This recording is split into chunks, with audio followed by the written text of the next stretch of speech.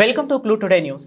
మేడ్చల్ నియోజకవర్గం జవహర్ నగర్ లో జిల్లా పరిషత్ పాఠశాల వద్ద గత 10 రోజులుగా కురుస్తున్న వర్షాలకు గేటు ముందు మురుగునీరు నిలవడంతో విద్యార్థులు సమస్యగా మారిన మురుగునీరు ప్రభుత్వ అధికారులు ఏ ఒక్కరూ పట్టించుకోవడంతో సోషల్ మీడియా ద్వారా సమస్యలను తెలుసుకున్న మేడ్చల్ నియోజకవర్గం కంటెస్టెంట్ ఎమ్మెల్యే ఏనుగు సుదర్శన్ రెడ్డి వెంటనే స్పందించి పాఠశాలకు చేరుకుని అక్కడ పరిశీలించగా దోమలతో పెద్ద మురికి నీటి మడుగుగా మారిన స్కూల్లో పారుతున్న మురికినీటిని చూసిన సుదర్శన్ రెడ్డి వెంటనే స్పందించి అక్కడి స్థానిక బీజేపీ నాయకులతో తన వంతుగా శ్రమదానం చేశారు.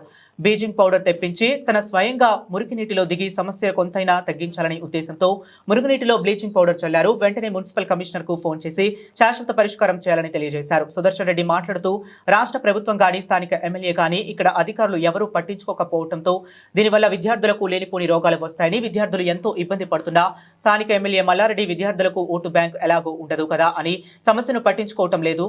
కానీ తమ మాత్రం జవహర్ నగర్ కు నా గుండెకాయ అని చెప్పుకొని తిరుగుతాడు. ఎలక్షన్ వచ్చినప్పుడు డబ్బులు పడేసే ఓట్లు వస్తాయనే ఉద్దేశంతో ఎటువంటి సమస్యను పట్టించుకోకపోవడంపై ప్రజలపై ఇంత నిర్లక్ష్య ధోరణి ఎందుకు? ఇప్పటికైనా ప్రజల సమస్యలు తీర్చాలంటూ, లేదంటే ప్రజలు తిరగబడే రోజులు ఎంతో కాలం లేదని అన్నారు.